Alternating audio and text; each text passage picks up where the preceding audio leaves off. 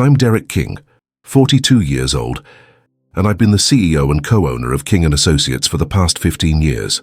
When I founded the company, it was little more than an idea scribbled in a notebook and a handful of clients I believed in. Over the years, I've poured every ounce of my energy, intellect, and meticulous attention to detail into growing the firm into a respected consulting business. I take pride in being the kind of leader who doesn't just delegate but deeply understands every facet of the company's operations. That includes controlling the finances, managing client relationships, and, most importantly, maintaining a clear, unassailable paper trail. Financial oversight isn't just a task for me, it's a philosophy. I've always believed that the strength of any business lies in its numbers, in the precision of its ledgers, and in the integrity of its documentation. That's why every transaction, every contract, every communication is carefully archived and cross-checked. It's probably why King & Associates survived and thrived when many others faltered during the economic downturns. This disciplined approach has earned me a reputation for reliability and steadiness, a rock in the shifting sands of business uncertainty. But none of that prepared me for what happened on that day in the marriage counseling session. Laura, my wife and business partner, had been struggling with me for some time, both personally and professionally. We had our share of conflicts, certainly, but I thought we were working through them together. Our marriage counseling sessions were supposed to be a bridge to healing, a place where we could talk openly and rebuild trust. I remember stepping into the counseling room that afternoon, the air thick with unspoken tension and the faint scent of lavender, the counselor's attempt to create calm. Laura was sitting across from me, her arms folded, eyes distant but attentive. Then, unexpectedly, she stood up. Her voice was sharp, cutting through the quiet like a sudden storm. "Therapy is pointless," she declared, her eyes flashing with resolve. "I've already decided." There was no room for negotiation, no attempt to explain or reason. She left the session abruptly, leaving the counselor and me stunned. The counselor tried to bridge the gap, urging her to reconsider, but Laura was already gone, her footsteps echoing down the hallway, a final punctuation marking the collapse of what I thought was a tentative truce. That evening, as I sat back at my desk, the weight of that moment settled heavily on me. Then came the discovery, what I found when I checked the business account. $270,000 had been withdrawn. Not just any withdrawal, but a figure so significant, so deliberate, that it instantly rang alarms in my mind. It wasn't a mistake or a minor oversight. It was unauthorized, unapproved, and it came at a time when the business and our fragile personal relationship needed stability most. I was stunned, but despite the shock, I didn't panic. I didn't raise my voice or lash out. Instead, I spoke quietly, deliberately, knowing that any emotional reaction could cloud the clarity I needed. "I see," I said evenly, my voice controlled but firm. "We'll address this properly." The words hung in the air, a promise and a warning all at once. Inside, my mind was already racing, mapping out the next steps, considering every possible angle. My years of experience told me that this wasn't just a personal betrayal. It was a professional crisis, demanding swift, systematic action. I knew I had to rely on the very strengths that built King & Associates: thorough documentation, precise financial oversight, and an unwavering commitment to truth. The room felt smaller somehow, the shadows longer. The business account was more than just numbers. It was the lifeblood of everything Laura and I had built together. And now, it was the battleground where trust had been shattered. Despite the turmoil swirling beneath the surface, I forced myself to stay calm. There was no room for rash decisions, only measured steps grounded in fact and evidence. The counseling session was over, but my work was just beginning, and this time, I would be navigating the storm alone. Over the past 15 years, I transformed King & Associates from a modest startup into a flourishing consulting firm generating $4.2 million in annual revenue. When I first launched the company, it was a lean operation, a small team working out of a cramped office space with little more than a handful of clients who believed in our vision. I was deeply involved in every aspect of the business, from crafting strategy to managing day-to-day operations. But what truly set us apart and what I dedicated myself to relentlessly was the financial backbone of the firm. I personally managed the company's finances, ensuring that every dollar was accounted for and every transaction recorded with meticulous care. Early on, I developed our internal accounting systems, customizing tools and processes to capture the nuances of our financial flow. This wasn't just bookkeeping. It was a comprehensive framework designed to reveal the financial health of the company at a glance. I implemented rigorous cost controls, negotiated contracts to optimize cash flow, and maintained detailed, up-to-date ledgers that could withstand the sharpest scrutiny. Client relations also fell under my direct oversight. I built strong, trusting relationships with our clients by being transparent and responsive. I believed that trust was the currency of business, and I worked hard to earn it through consistent delivery and open communication. This hands-on approach allowed me to understand not just the financial implications of our work, but the human side of our partnerships, the ambitions, concerns, and expectations that shaped every deal. Laura's role as a 30% owner meant she had a significant stake in the company, but operationally she deferred to me. She trusted my judgment and management of daily affairs, including access to the company's bank accounts. We never formally restricted account permissions beyond what was typical for a partner at her level, assuming mutual respect and shared interest would govern our conduct. Looking back, I see now how that trust might have felt like an open door to her, one I was confident wouldn't be misused. A cornerstone of my leadership was the disciplined archiving of all transaction records, contracts, and communications. Every invoice, bank statement, signed contract, and email was systematically stored and cross-checked. This comprehensive audit trail wasn't just a precaution. It was a statement of integrity and professionalism. It reassured clients, staff, and myself that the company's finances were transparent and defensible. This level of detail and control often made me the rock within the company, someone colleagues and clients could rely on to navigate uncertainty. When economic downturns hit and competitors faltered, King & Associates remained stable because of this precision. I believed that our survival depended as much on ethical stewardship of resources as on innovative consulting strategies. Yet, despite all this readiness and resilience, nothing in my professional journey prepared me for the personal and financial rupture that came that day. The trust I had placed, not just in a business partner, but in my wife, was shattered in an instant. I realized that while financial controls and transparency could protect the company, they could not shield me from the complexity of intertwined personal and professional betrayals. This realization struck hard as I sat that evening, reviewing the business account and the unauthorized withdrawal. The firm wasn't just a reflection of my professional life. It was intertwined with my marriage, our shared hopes, and joint efforts. It was a fragile ecosystem now disrupted by an act I had to confront with clarity and resolve. In that moment, I resolved to lean on the systems I had put in place, the detailed records, the transparent ledgers, and the contractual safeguards. These tools would become my anchors, helping me navigate this breach of trust with the same steady hand that had guided King & Associates through every challenge before. The work of rebuilding, protecting, and pursuing justice was just beginning. Laura's decision to withdraw $270,000 from our business account didn't come out of nowhere. Over the months leading up to that fateful counseling session, I sensed a growing undercurrent of tension, not just in our marriage, but in how she viewed her role within King & Associates. The once collaborative spirit had soured, replaced by quiet resentments and unspoken financial disputes that neither of us managed to resolve openly. Laura's frustrations weren't just about money. They were wrapped up in feelings of being marginalized in the day-to-day operations, despite her 30% ownership stake. She began to see herself as sidelined, as though her contributions and rights were being diminished.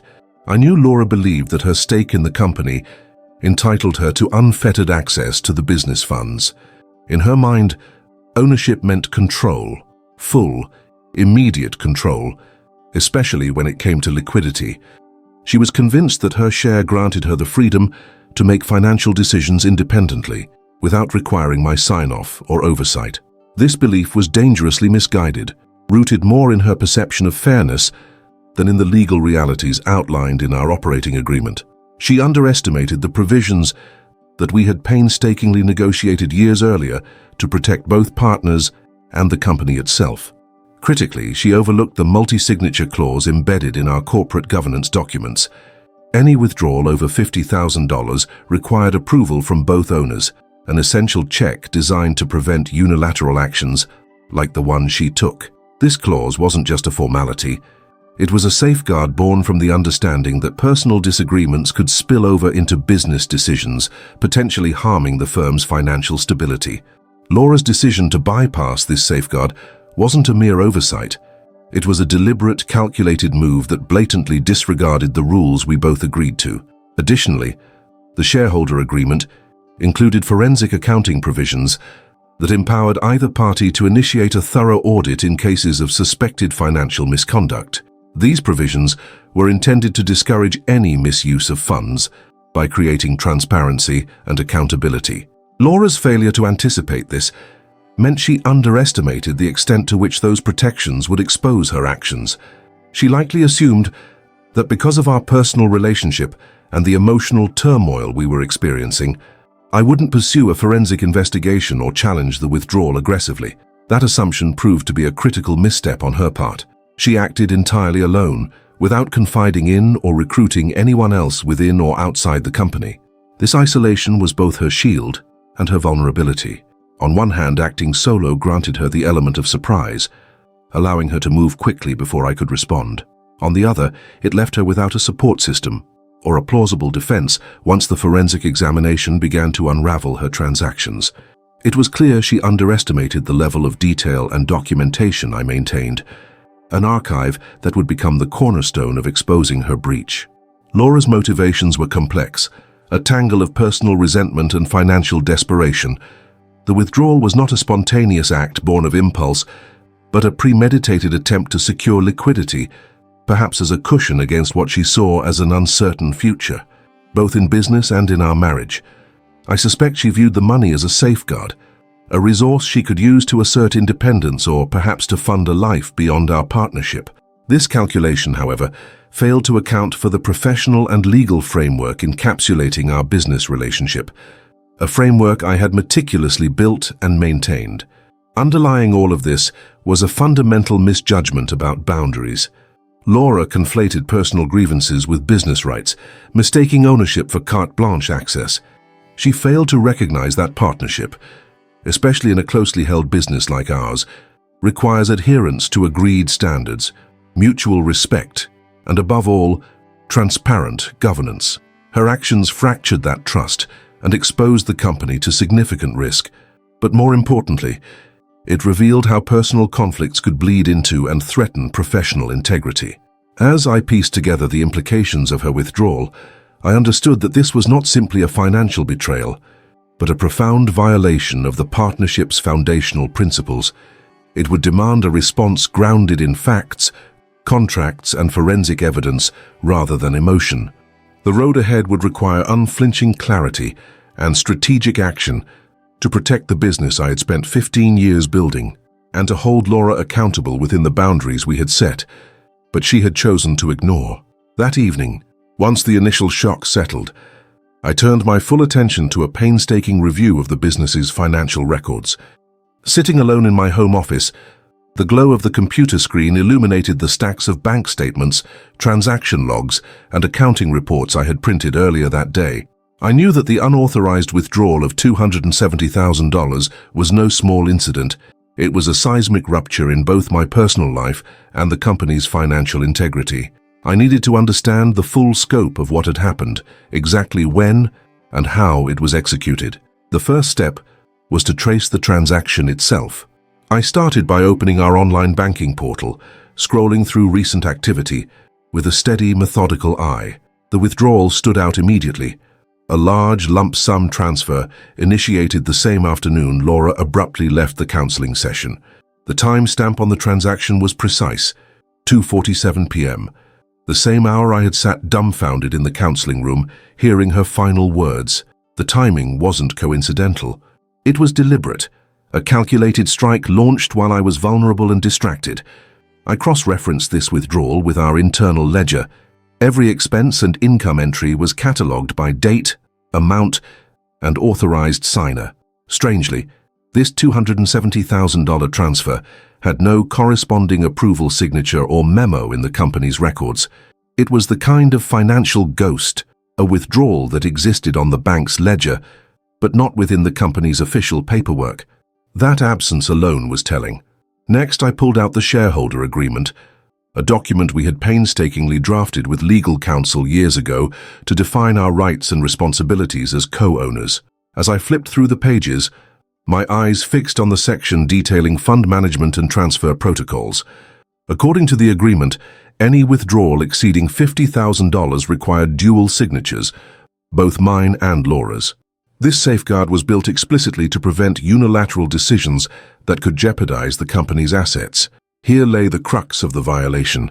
Laura had circumvented this clause, executing a withdrawal 5 times over the $50,000 threshold with no co-authorization.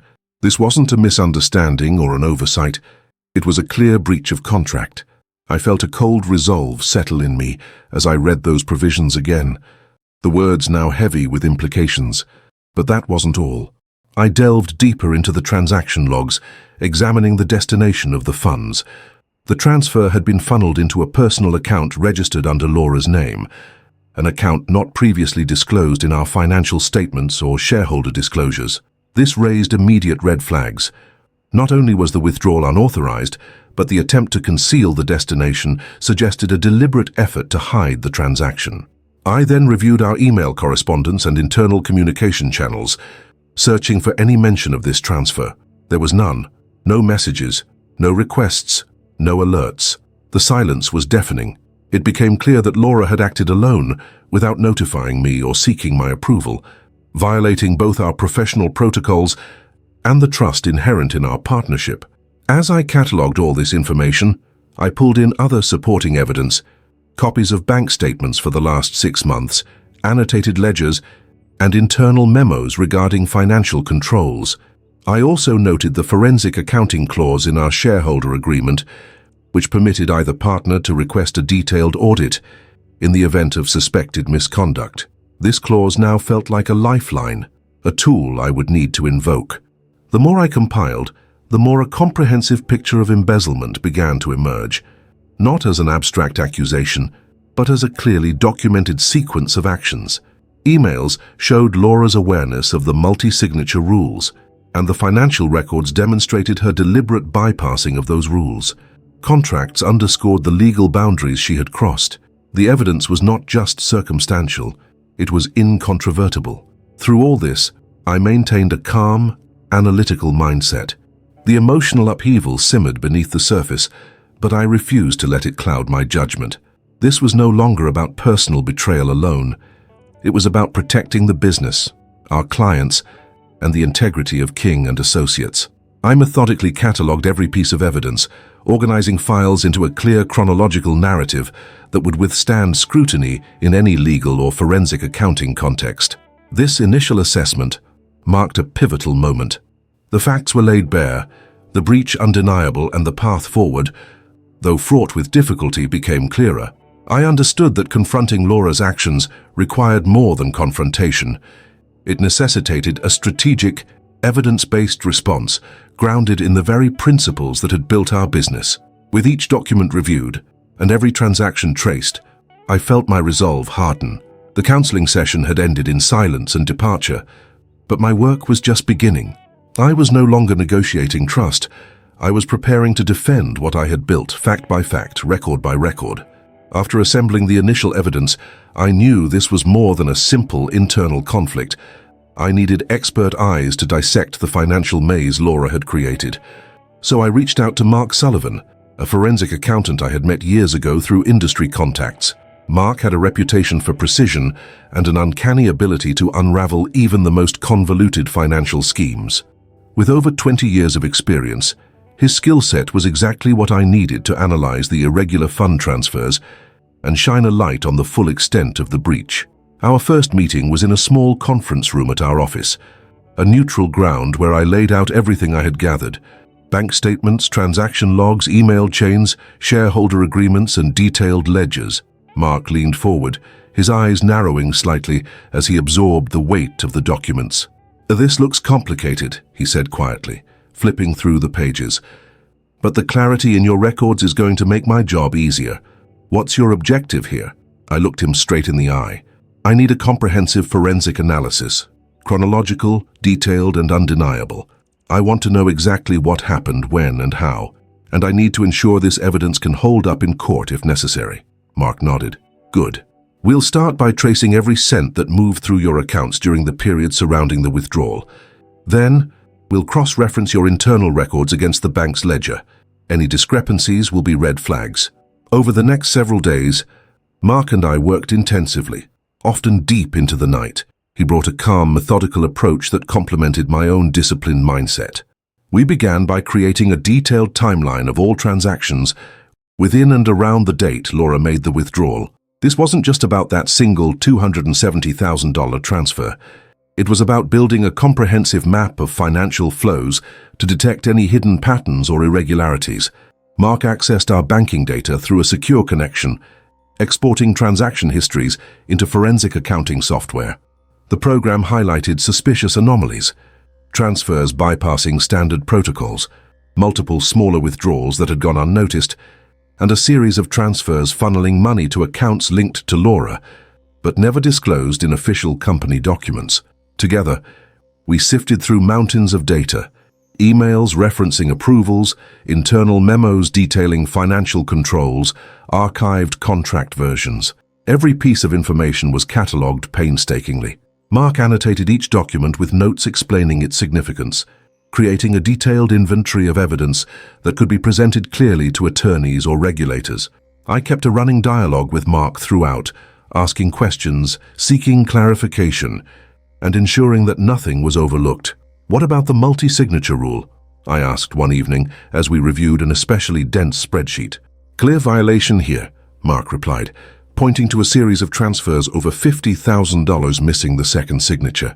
That's not just a procedural error.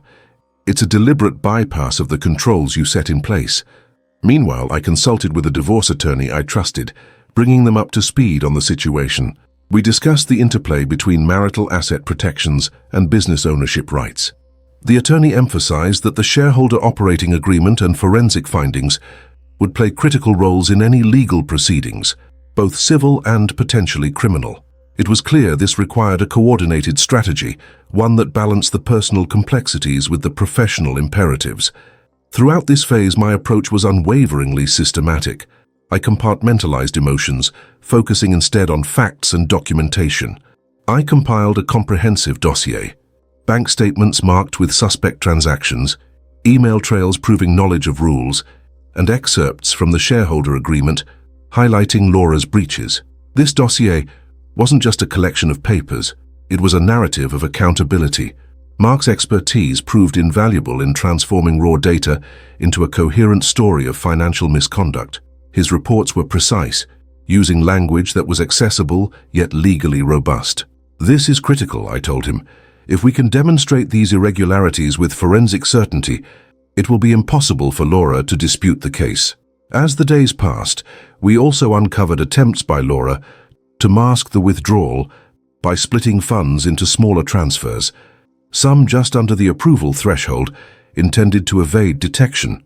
These patterns reinforced the premeditated nature of the actions. In parallel, I began reviewing our internal business security protocols. Access controls were outdated, and I realized I needed to tighten them immediately to prevent any further unauthorized activity. This realization set the stage for subsequent operational changes. By the end of this painstaking planning phase, two things became clear. First, the breach was far more extensive than a single withdrawal. It was part of a calculated, systematic effort to misappropriate company funds. Second, my preparedness, built on years of meticulous financial management and documentation, would be the foundation for holding Laura accountable. With Mark's forensic analysis underway, the next steps would involve leveraging the evidence to protect our company's assets and pursue justice through appropriate legal channels. This phase, though intense and draining, marked a turning point, a shift from reactive shock toward proactive, strategic control. The counseling session had ended with silence and departure, but the real work, the systematic unraveling of the betrayal, was just beginning. and I was determined to see it through with the precision and professionalism that King & Associates had always embodied. Mark's forensic report arrived after nearly 2 weeks of exhaustive analysis, and the findings left no room for doubt. Sitting in my office, I went through every page, every chart, every meticulously annotated ledger entry. Mark had confirmed what I had feared. Laura's withdrawal of $270,000 was not only unauthorized, but flagrantly violated the operating agreement we both had agreed 2 years ago. More than that, it crossed the line into criminal territory, embezzlement under the statutes governing fiduciary duties and financial misconduct. The most glaring breach was the clear bypass of the dual signature requirement. Our shareholder agreement specified that any transfer over $50,000 demanded approval from both owners. This wasn't some bureaucratic hoop, but a fundamental safeguard to prevent unilateral decisions that could imperil the business. Laura had withdrawn over 5 times that limit without my consent or signature. Mark's timeline showed the transfer was processed swiftly, using internal controls she had access to, but without triggering the required co-authorization workflows. The bank's records corroborated this, revealing no second signature on the transaction authorization. But what truly struck me was the precision of Laura's circumvention. She didn't clumsily forge my signature. Instead, she manipulated internal protocols, initiating the transfer through a portal she had access to and exploiting a loophole in the timing of approvals. Mark's report detailed how she initiated partial transfers just under the $50,000 threshold in the days leading up to the large withdrawal, likely a calculated attempt to fly under the radar. These smaller transfers eventually funneled into the same personal account, consolidating funds illicitly withdrawn from the business. It was a sophisticated breach, reflecting a disturbing understanding of our financial controls. Mark's analysis also traced a trail of emails between Laura and certain bank personnel, revealing that she had inquired about withdrawal limits and transfer procedures weeks before the incident. This proved intent. She had planned the withdrawal, fully aware that it violated the rules. Her email communications showed no indication of seeking my input or approval. Instead, she treated the business funds as her personal reserve, a fundamental breach of trust and fiduciary responsibility. The forensic accountant's report included a detailed comparison of the company's internal ledgers with bank statements. Discrepancies emerged where accounting entries failed to match banking records, indicating deliberate obfuscation. Laura had attempted to mask the transfers by misclassifying them as legitimate business expenses in some entries, but Mark's team uncovered the inconsistencies. Every attempt at concealment had left a digital fingerprint. Crucially, the shareholder agreement's forensic accounting provisions had come into sharp focus. These clauses empowered me as a co-owner to demand a full audit when suspecting financial misconduct. Mark's work validated that demand, transforming my suspicions into a legally robust evidentiary framework. His report was not just a technical document, it was a compelling narrative of breach, deception, and wrongdoing. Having this forensic backing significantly strengthened my position. The legal team could now move forward with specific charges: breach of fiduciary duty, misappropriation of corporate assets, and embezzlement. Mark's findings left no ambiguity. The multi-signature bypass was not a mere procedural slip, but a deliberate, calculated violation. The email trail showed Laura's awareness and intent. The financial discrepancies illustrated an effort to conceal and misrepresent the withdrawals. I remember showing the report to my attorney that afternoon. We sat across from each other in the conference room, the gravity of the evidence weighing heavily between us. "This is airtight," my lawyer said, flipping through the detailed forensic logs. "The combination of contractual breach, documented intent, and financial discrepancies will make it difficult for Laura to mount any credible defense." We began mapping out the legal pathways, civil claims for recovery of funds and punitive damages, as well as criminal referral for embezzlement prosecution. The forensic report provided the evidentiary backbone necessary for both. It also addressed potential counter-arguments Laura might raise. Her actions were intentional, not errors. She was fully cognizant of the multi-signature rule and deliberately circumvented it. Throughout this phase, I remained focused on the facts. The personal hurt simmered beneath the surface, but my role demanded clarity and precision. Mark's report was a tool to restore order and protect the company, not a weapon in a personal vendetta. I appreciated the forensic accountant's professionalism. His language was clinical, his conclusions based on data, not emotion. Beyond the legal importance, the report also revealed operational vulnerabilities. Laura's ability to initiate large transfers without immediate detection exposed gaps in our internal controls. We needed to revise access permissions and implement tighter oversight mechanisms. The case became not just about recovering lost funds, but about safeguarding King & Associates from future breaches.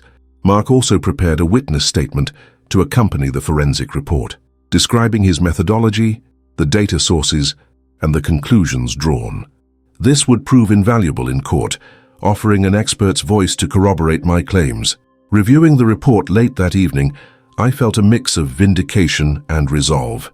The betrayal was staggering, but with this powerful evidence, I was ready to confront it methodically and legally. The truth was no longer just my conviction. It was documented, analyzed, and irrefutable. The path ahead was challenging, but armed with Mark's forensic expertise and the clear-cut evidence he uncovered, I was prepared to hold Laura accountable under both the terms of our shareholder agreement and the law. My focus was clear: protect the company, seek justice, and rebuild the integrity that had been compromised. While this phase closed a chapter of discovery and evidence gathering, it also opened the door to the next critical steps of enforcement and legal action. The forensic report was the keystone supporting everything that would follow. After reviewing the forensic report and consulting with my legal team, I knew it was time to take formal action. The betrayal wasn't just a personal wound, it was a breach with serious legal and professional ramifications. So I drafted a formal notification letter addressed to Laura, outlining the unauthorized $270,000 withdrawal and referencing the specific clauses in our shareholder agreement that she had violated. The letter was clear, firm, and factual. No room for misunderstanding or misinterpretation. I made sure to include a comprehensive summary of the forensic findings, showing the timeline of transactions, the bypassed approval protocols, and the evidence that traced the funds directly to her personal accounts. Delivering the letter wasn't meant as a confrontation, but as the official opening of a procedural process. I arranged for it to be delivered via certified mail, ensuring there would be a verified record of receipt. Additionally, my attorneys served formal legal notices on her behalf, emphasizing that this was no longer a private matter, but a serious corporate and legal issue requiring immediate resolution. The message was clear. The company was taking decisive action to protect its interests, and any further attempts to manipulate or withdraw funds would be met with swift legal consequences. Simultaneously, I instructed my legal team to file a complaint with the state's Financial Crimes Division. This step was critical, not just to seek recovery, but to initiate an official investigation into potential embezzlement and breach of fiduciary duty. The complaint included Mark Sullivan's forensic report, detailed financial documentation, and the correspondence between Laura and the bank that revealed her prior inquiries into withdrawal limits. The authorities' involvement elevated the matter beyond a civil dispute, signaling that criminal sanctions could be pursued if warranted. While these legal maneuvers were underway, I turned my attention to securing the company's assets.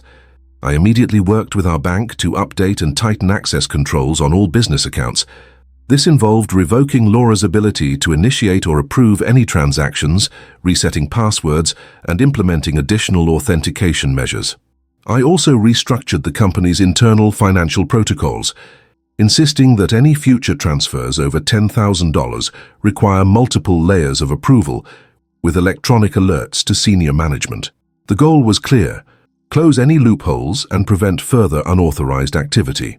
Behind the scenes, I informed key clients and senior staff about temporary management changes due to the ongoing investigation. Transparency was essential to maintaining their trust. I personally reached out to our largest clients, clearly explaining that the situation was being handled professionally and that business operations would continue uninterrupted. Their responses were mixed, some sympathetic, others cautious, but they appreciated the honesty and reassurances. I knew that in the world of consulting, confidence was fragile. Any hint of instability could cascade into lost contracts and damaged reputations. Laura predictably attempted to initiate private negotiations shortly after the formal notices were served. She reached out through emails and phone calls, proposing discussions to resolve things quietly and avoid further conflict. I declined to engage directly, instructing her that all communication must go through our respective attorneys. Every attempt she made to bypass this directive was documented meticulously. It was important not to give any impression of leniency or informal concession that could weaken the company's legal standing. Throughout this intense period, I maintained a professional, detached demeanor, both publicly and privately. The emotional toll was undeniable, but I knew that any display of anger or desperation could be exploited. Instead, I focused on facts, procedures, and documented evidence. I kept detailed logs of every interaction, every legal filing, and every operational change. This record-keeping wasn't just about building a case. It was about preserving the company's integrity and demonstrating to clients, employees, and regulators that King & Associates was governed by steadfast principles, even in crisis. The system I had relied on for years, the carefully constructed framework of contracts, financial controls, and forensic accountability, was now being tested in the harshest way possible. Yet, by reinforcing compliance measures and engaging the appropriate legal channels, I was laying the groundwork for consequences that would be inevitable and systematically enforced. The breach had opened a door, but I was determined that it would lead not to collapse, but to correction and restoration. The days that followed were a whirlwind of meetings with attorneys, conference calls with the forensic accountant, and coordination with banking partners. Each action reinforced the message that unauthorized conduct would not be tolerated and that the company's governance mechanisms were responsive and resilient. The professional boundaries I upheld served both as shields and as swords, protecting King & Associates while advancing the pursuit of justice. As the formal complaint moved through the state's Financial Crimes Division, I remained vigilant. I monitored all developments closely, ready to respond to inquiries or requests for additional information. The process was slow and deliberate, but knowing that an impartial authority was now involved offered a measure of reassurance. I wasn't alone in this fight anymore. Looking back to that moment when Laura stormed out of counseling, it seemed almost surreal. How quickly personal fractures had evolved into a high-stakes professional and legal battle. But I was resolved not to let emotion dictate the course. Instead, I chose to let the system work, confident that the thorough documentation, the forensic evidence, and the legal framework would bring about the accountability necessary to protect what I had built. Yet even as I took these decisive steps, I was acutely aware that the path ahead remained uncertain. The company's reputation, the delicate client relationships, and the internal morale all hung in the balance. This wasn't merely a battle of finances. It was a test of leadership, resilience, and the power of systematic, principled action. The counseling room had been the stage for one kind of conflict, but now the courtroom and boardroom awaited, the next arenas where this story would unfold. The moment the state's Financial Crimes Division officially opened their investigation, a heavy but necessary weight settled over King & Associates.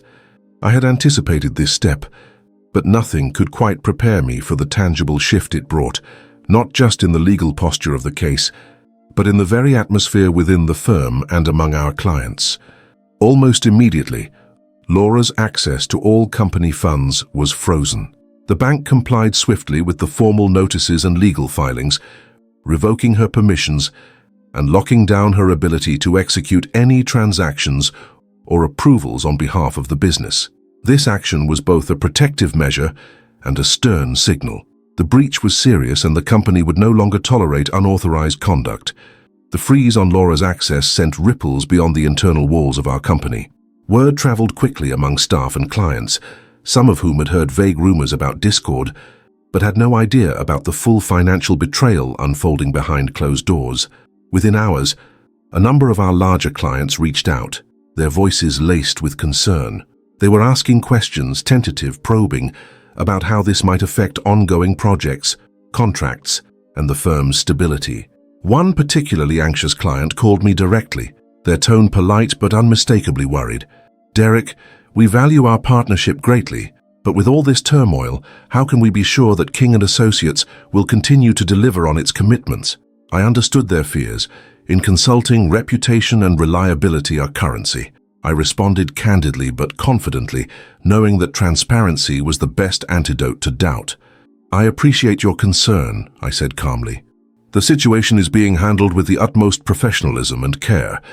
We have implemented stringent controls and are cooperating fully with authorities. Our team remains dedicated to delivering results without interruption." I made sure to highlight that no other accounts had been compromised and that the operational changes we enacted had tightened security beyond previous standards. "You can count on our continued partnership and commitment," I assured them. That same day, I prepared a formal communication to be distributed internally and to select clients, outlining the facts without undue detail, but emphasizing the firm's proactive response. I chose my words carefully to strike a balance between honesty and reassurance, mindful not to inflame speculation or invite unnecessary alarm. The memo reaffirmed that the business was stable, that leadership remained intact, and that all necessary measures were underway to safeguard assets and client interests. This transparency was essential. Silence or evasiveness would only breed distrust. Meanwhile, Laura's attempts to reverse the withdrawal were met with immediate and firm resistance. She contacted me several times, initially through polite emails expressing regret and a desire to make things right. But as days passed and her efforts to access funds failed, her tone shifted. Her requests grew more urgent, even desperate, imploring for an informal settlement or negotiation to resolve the matter quietly. I maintained my professional distance, responding only through my legal counsel. Every communication was logged and preserved, a precaution to ensure that no interaction could later be misconstrued. Behind the scenes, Mark Sullivan's ongoing forensic audits began to uncover further troubling irregularities. Beyond the headline $270,000 withdrawal, the forensic accounting revealed a pattern of smaller, unauthorized transfers, some cleverly disguised as routine expenses, dating back several months. These irregularities, while less dramatic individually, suggested a sustained exploitation of the company's financial systems. It painted a picture of calculated, systematic misuse rather than a singular lapse in judgment. The mounting forensic evidence fortified our position, but also intensified the scrutiny within the company. Staff morale wavered as uncertainty gnawed at the edges of daily operations. I took proactive steps to address this, holding team meetings to reaffirm our mission, clarify the situation as much as possible, and emphasize the strength of our internal controls. I wanted to prevent rumors from spreading and to maintain a culture of trust and professionalism amid the turbulence. Throughout this period, I remained vigilant, monitoring the state investigation closely. The Financial Crimes Division was thorough and methodical, requiring extensive documentation and interviews. I provided full cooperation, confident that the forensic trail Mark and I had built was comprehensive and compelling. The authorities' involvement brought a new layer of accountability that transcended our personal and business disputes. This was no longer just about contractual breaches or civil remedies. Criminal law was now firmly in play. Despite the rising pressure, the company's financial health remained stable. Our conservative cash reserves, diversified client base, and timely operational adjustments shielded us from immediate risk. I closely tracked cash flow, ensuring that ongoing projects were adequately funded and that clients received consistent service. This stability was not accidental, but the result of years of disciplined financial stewardship that now paid dividends in crisis resilience. Yet the professional and legal pressures against Laura continued to mount. The forensic evidence was undeniable, the legal filings clear and unambiguous. Her dwindling options were apparent to all involved. As her attempts at informal resolution failed, I sensed a growing desperation beneath her communications, a shift from negotiation to defensiveness and withdrawal. Still, amid the unfolding legal storm, I remained focused on what mattered most: protecting King & Associates, preserving client trust, and navigating this challenge with the steadfast professionalism that had defined my leadership. The investigation was far from over, and the next phases promised even greater challenges. But I was prepared to meet them head-on, armed with facts, evidence, and an unwavering commitment to justice. The counseling room had been the battleground for personal conflict, but now the courtroom and regulatory agencies were the new arenas. The stakes were higher, the scrutiny more intense, and the path ahead would demand nothing less than total resolve. Civil litigation against Laura officially commenced shortly after Mark Sullivan's forensic report landed in my hands. The weight of that document was immense. It was a meticulously detailed account of financial misconduct, a timeline of unauthorized transfers, and a clear demonstration of contractual breaches. This wasn't just an allegation. It was an evidentiary narrative constructed from hard data, emails, bank logs, and corporate governance documents. The report left no room for ambiguity. Laura's actions violated the shareholder operating agreement and constituted embezzlement under state law. I remember sitting with my legal team in a conference room, the air thick with focus and quiet determination. We pored over Mark's analysis, cross-referencing each point with clauses from the shareholder contract and reviewing the forensic trail he had painstakingly assembled. The breach of the multi-signature requirement for transfers over $50,000 was glaring and unequivocal. Not only had Laura authorized the withdrawal without my signature, but she also orchestrated a series of smaller transfers designed to slip beneath the approval threshold in the weeks preceding the large withdrawal. This deliberate pattern was clear intent, not a careless mistake. Our attorneys outlined a two-pronged legal strategy: civil litigation to recover the misappropriated funds and seek punitive damages for breach of fiduciary duty, alongside criminal referral for embezzlement prosecution. The latter was especially important. This wasn't merely a financial dispute between partners. It was a case of criminal financial misconduct with ramifications beyond our private arrangement. Mark himself prepared an expert witness statement to accompany the forensic report, detailing his methodology, data sources, and conclusions. His presence in court would lend credibility and technical clarity to our claims. Knowing that an expert like Mark would articulate the evidence in precise, legally robust terms gave me a steadying confidence. We weren't solely relying on my word or personal testimony. The case was grounded in facts, objectively verified and analyzed by a seasoned professional. The state's prosecutor received our complaint along with the forensic findings, and within days, formal embezzlement charges were filed against Laura. This development shifted the entire dynamic. Suddenly, the conflict moved beyond the realm of private business disputes and entered the public judicial arena. The implications were grave. Criminal penalties, potential indictments, and reputational damage loomed large. Throughout this period, Laura's legal defense began to take shape. She attempted to contest the charges, arguing technicalities and attempting to downplay the significance of the multi-signature clause. Yet faced with the comprehensive forensic evidence and clear contract violations, her defense struggled to gain traction. Email chains showed her clear awareness of the rules. Bank records illustrated the trail of illicit transfers, and Mark's report exposed deliberate attempts to conceal the misconduct. Settlement offers and threats surfaced intermittently from her side, but I maintained a steady professional posture. I left negotiations to my attorneys, refusing to engage directly.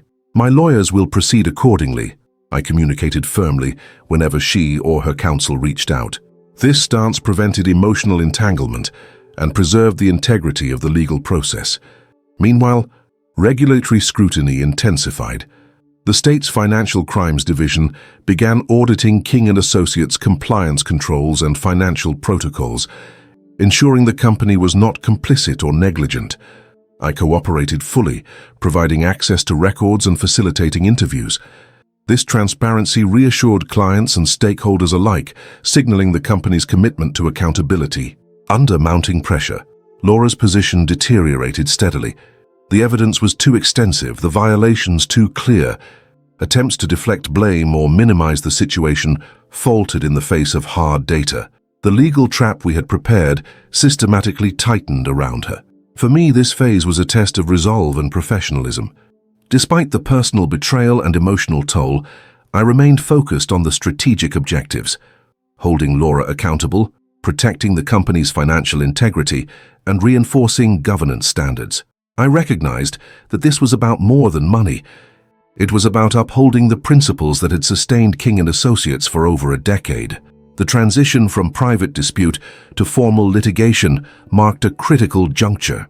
The courtroom battles and regulatory proceedings would be arduous and public, but armed with Mark's forensic expertise and a comprehensive legal strategy, I was prepared to navigate them with unwavering clarity. The stakes had never been higher, but neither had my commitment to justice and the company's future. As the motions filed and discovery phases unfolded, I remained vigilant, engaging only through my legal team and ensuring every step was documented. The counseling room's silence had given way to the courthouse's scrutiny, and the next chapter in this ordeal was just beginning to write itself, one defined by evidence, law, and the relentless pursuit of accountability.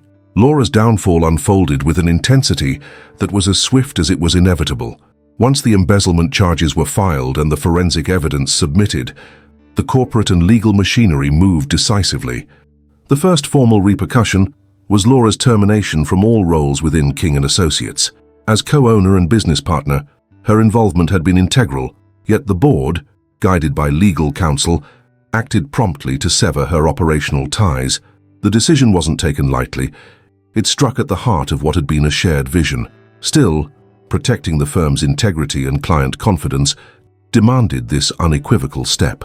I recall the solemnity of that meeting, the weight it carried, not just professionally but personally. Laura was no longer part of the company's daily life, but termination was only the beginning. The criminal indictment brought a new, harsher reality. Embezzlement is a serious offense, and the state's Financial Crimes Division pursued the case vigorously. Charges were formally filed citing breach of fiduciary duty and misappropriation of corporate assets, grounded in the clear, meticulously documented evidence that Mark and I had compiled. The indictment froze Laura's personal assets, effectively restricting her financial freedom and ability to maneuver. This included accounts tied to the illicit withdrawals and other assets deemed relevant by prosecutors. Watching those legal orders arrive was surreal. What had once been a trusted partnership now collapsed into courtroom battles and asset seizures. Amidst this upheaval, King & Associates faced its own storm. The company had been built on years of trust and professionalism, but the revelation of internal financial misconduct inevitably rattled our reputation. Clients, staff, and partners all demanded reassurance that the firm remained stable and capable. To that end, I initiated a series of internal restructuring efforts aimed at reinforcing governance and safeguarding our financial systems.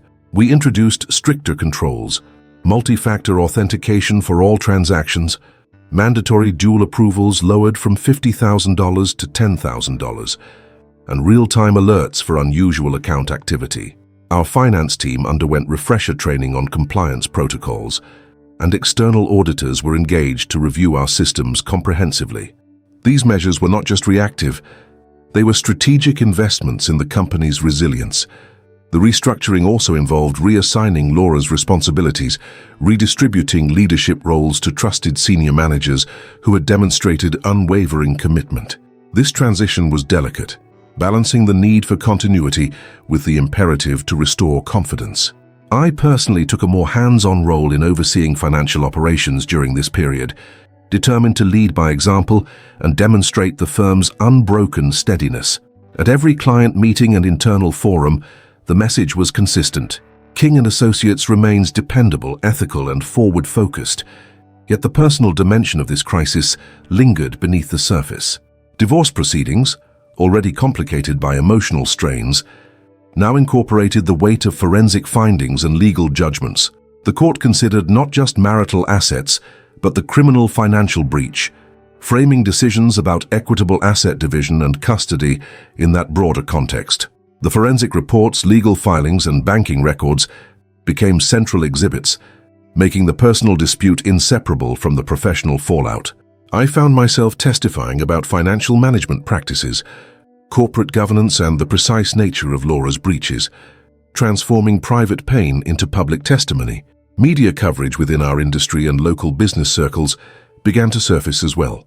Though I took care to safeguard client confidentiality and company privacy, the story of embezzlement by a co-owner in a family business attracted attention.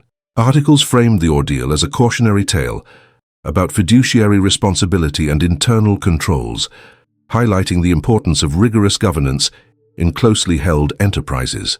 I was interviewed on several occasions, careful to maintain professionalism and focus on lessons learned rather than personal grievance. It was challenging, but necessary, to reshape the narrative from scandal to resilience. Further forensic audits uncovered additional minor financial irregularities that Laura had concealed over time, a pattern of small but unauthorized transfers and expense misclassifications. These findings deepened the case against her and underscored the sustained nature of the misconduct. The cumulative impact was significant, but thanks to the firm's strong financial position and conservative management, we weathered the storm without jeopardizing operations or client trust. Financially, the aftermath included recovering the $270,000 withdrawal through legal settlements and asset restitution. Combined with court-awarded damages and coverage of legal fees, the company was able to restore a measure of financial stability. However, this came at a cost: time, emotional energy, and a recalibrated business strategy. The ordeal was a hard lesson in the fragility of trust and the necessity of proactive, comprehensive financial oversight. The company's restructuring continued well beyond the immediate crisis. We instituted ongoing compliance reviews, enhanced staff training on fiduciary duties, and refined our shareholder agreements to include more explicit protections and enforcement mechanisms.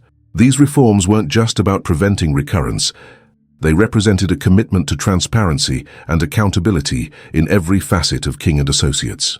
Throughout this turbulent period, my focus remained on steering the company through the legal, operational, and reputational challenges.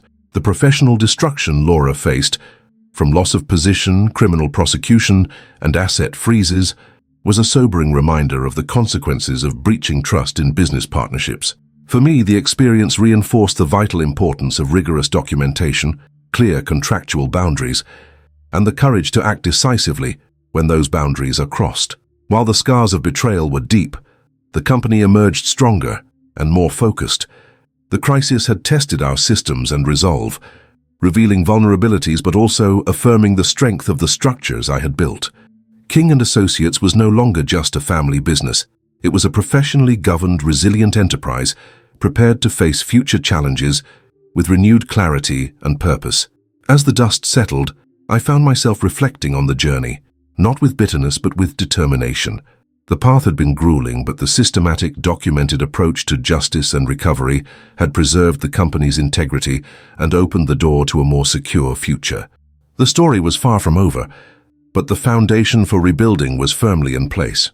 The courtroom felt colder than I expected, an austere space where every word, every document, carried profound weight. As the proceedings unfolded, the judge delivered rulings that echoed the meticulous work my legal team and Mark Sullivan had laid out so carefully. Laura was ordered to repay the full $270,000 she had withdrawn without authorization. A restitution meant to return what rightly belonged to King & Associates. But the court didn't stop there. To underscore the severity of her breach and deter similar misconduct in other family-run businesses, an additional penalty of $85,000 was levied, a financial consequence designed to hit beyond mere reimbursement and reflect the trust she had violated. On top of those amounts, the court ruled that Laura was responsible for covering $40,000 in legal fees, which had accumulated through the lengthy investigation, forensic accounting, and litigation process. It was a significant sum, but justified given the extensive professional resources required to untangle the web of unauthorized transactions she had spun. Watching the judge enumerate these figures, I felt a complex mix of vindication and somber acknowledgement. Justice was being served, but the cost of betrayal was considerable on all sides. The criminal case added another layer of consequence. Laura's actions had crossed from civil dispute into the realm of criminal law, and the court imposed a probationary sentence rather than incarceration. This probation came with strict conditions: mandated restitution payments, regular check-ins with a probation officer, and restrictions designed to prevent any future financial misconduct. The court's decision to issue probation rather than jail time reflected a recognition of mitigating factors. but it was clear that the legal system viewed her actions as serious violations, demanding accountability. Beyond these official rulings, Laura faced professional ruin. Industry regulatory bodies moved swiftly to revoke her professional licenses, a public declaration that she was no longer fit to hold positions of financial trust or leadership within the consulting world. This professional censure was as impactful as the financial penalties, effectively ending her career in the sector and signaling to the wider business community the consequences of fiduciary breaches. Meanwhile, client trust, which had wavered amid the revelations, gradually shifted firmly toward me and King & Associates. Through transparent communication and rigorous governance reforms, I reassured existing clients and attracted new ones, seeking a stable and ethically grounded partner. The company's reputation, though bruised, began to recover as we demonstrated that accountability and resilience were core to our identity. Financially, the court's judgments and resulting settlements, combined with insurance claims, allowed the firm to not only recover the withdrawn funds, but also to buffer against the substantial legal costs incurred. This financial resilience was critical, enabling us to continue strategic investments and operational improvements without compromising service quality or growth ambitions. The case soon became a reference point within the industry. Other family-run businesses and professional associations cited it as a cautionary example of why stringent internal controls, clear contractual agreements, and forensic accountability mechanisms are vital. I was occasionally invited to speak at seminars and panels, sharing insights on governance best practices, shaped by this painful but instructive experience. The ordeal had transformed from a private crisis into a professional lesson with broad relevance. Through all these judgments and repercussions, I maintained a clear boundary between personal grievance and professional responsibility. The recovery of funds and legal penalties were necessary, but what mattered most was restoring the trust and integrity of the business I had devoted my life to building. The path forward would require continued vigilance, sound management, and a commitment to transparency that no one could ever again circumvent. As I reflected on this phase, the court's rulings felt less like an endpoint and more like a foundation, a critical, hard-won milestone in a longer journey toward renewed stability and growth. The story was far from over, but the structures of justice and accountability had been firmly set in motion, guiding King & Associates into a more secure, principled future. Today, I stand at the helm of King & Associates with a renewed sense of purpose and an even stronger commitment to the principles that have guided me throughout my career. The ordeal, painful and profound as it was, brought into sharp focus the vital importance of robust governance and unwavering professionalism. In the wake of the betrayal, I secured not only a 15% increase in my salary, but also a restructuring of our equity ownership. Through legal and financial negotiations, my stake in the company rose to 70%, reflecting both my operational control and my investment in the firm's future stability. This shift was more than a financial adjustment. It was a formal recognition of the leadership role I have assumed, and it underscored the imperative of protecting the company from internal vulnerabilities. The hard lessons I learned have translated into tangible, lasting changes within the company. I spearheaded the creation of a new consulting division, focused specifically on advising family-run and closely held businesses about financial controls, governance frameworks, and risk management. This initiative grew directly from my experience, an effort to help other professionals avoid the pitfalls I faced and to strengthen their businesses through rigorous documentation and transparent oversight. The division has quickly become a valued extension of our core services, positioning King & Associates not just as a survivor of crisis, but as a leader in promoting ethical business practices across the industry. What stands out most vividly to me is how critical it was to maintain professionalism and measured patience throughout this process. I deliberately kept emotions at bay, channeling my energy into facts, contracts, and evidence. This was no easy task. The personal betrayal was raw and difficult to compartmentalize, but by doing so, I protected the integrity of the company and preserved its reputation. The forensic accounting reports, the meticulous documentation, and the steadfast legal strategy weren't just tools. They were shields against impulsivity and fear, enabling a systematic pursuit of justice that was both effective and sustainable. Reflecting on the entire journey, I recognize that the strength of King & Associates lies not only in its financial performance, but in the discipline of its governance structures. The crisis exposed gaps, yes, but it also validated the foresight of embedding contractual protections and audit clauses within our shareholder agreement. Those provisions were critical. They empowered me to act decisively and provided the legal foundation to seek restitution and accountability. The transparency we enforced and the controls we tightened have reshaped how the company operates, ensuring that no similar breach can occur unchecked in the future. Beyond the numbers and legal victories, this experience reaffirmed my belief in the power of structured, principled leadership. It is not enough to react to crises. One must anticipate vulnerabilities, document rigorously, and uphold standards, even when it feels personally difficult. Through the toughest moments, I learned that leadership demands clarity of purpose over emotional impulse, and that true resilience stems from steadfast commitment to process and evidence. Looking ahead, I am energized by the opportunity to build on this foundation. King & Associates is stronger, more transparent, and more focused than ever before. With enhanced governance and a leadership team aligned around shared values, we are poised for sustainable growth and renewed client trust. Personally, I carry forward not only the experience of overcoming adversity, but the conviction that systematic, documented justice is not just a legal ideal, it is the cornerstone of a successful, enduring business. This chapter in our story is far from a conclusion. It is a testament to the transformative power of professionalism, the necessity of rigorous financial oversight, and the enduring value of measured, strategic action. As I move forward, I remain vigilant and prepared, dedicated to safeguarding the integrity of King & Associates and to guiding it toward a future defined by strength, transparency, and principled success.